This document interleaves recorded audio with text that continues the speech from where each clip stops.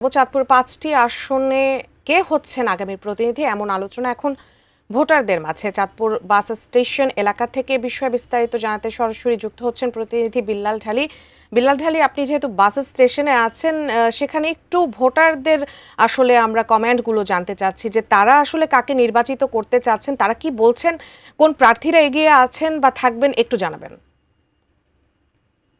চাঁদপুরের ৫টি আসনে ৩৬ জন প্রার্থী এবার ত্রয়োদশ জাতীয় সংসদ নির্বাচনে প্রতিদ্বন্দ্বিতা করছেন। ভোটারদের মতে তাদের মধ্যে ৪টি আসনে এবার বিএনপির প্রার্থী যারা আছেন এবং ১১ দলীয় ঐক্যের যারা প্রার্থী আছেন তাদের মধ্যে মূল প্রতিদ্বন্দ্বিতা হওয়ার সম্ভাবনা দেখছেন তারা। এছাড়াও একটি আসন, যেটি চাঁদপুর ৪ ফরিদগঞ্জ, এই আসনটিতে তারা প্রত্যাশা করছেন যে একটি ত্রিমুখী প্রতিদ্বন্দ্বিতা হবে, কেননা এখানটাতে বিএনপির সাবেক উপজেলা আহ্বায়ক যিনি আছেন এম এ হান্নান, তিনি নির্বাচনে স্বতন্ত্র প্রার্থী হিসেবে প্রতিদ্বন্দ্বিতায় অংশ নিচ্ছেন।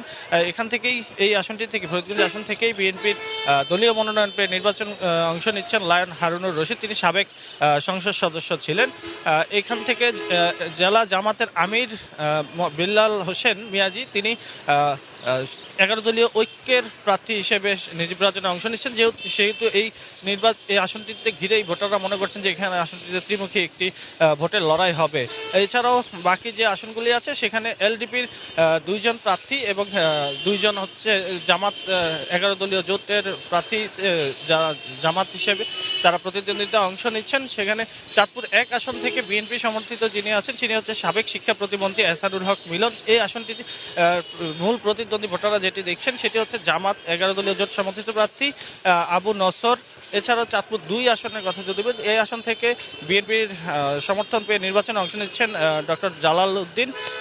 তার প্রতিদ্বন্দ্বী এলডিপির মহাসচিব বেলাল হোসেন মিয়াজি।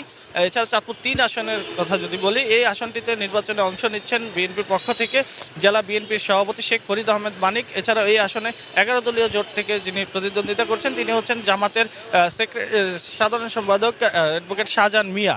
তো ভোটারদের কাছে মনে হয়, ভোটাররা যেটি বলছেন যে ৪টি আসনেই তারা জামাত এবং বিএনপির প্রার্থীদের মধ্যে প্রতিদ্বন্দ্বিতা হবে, বাকি একটি আসনে ত্রিমুখী লড়াই হওয়ার প্রত্যাশা করছেন তারা। উজমা।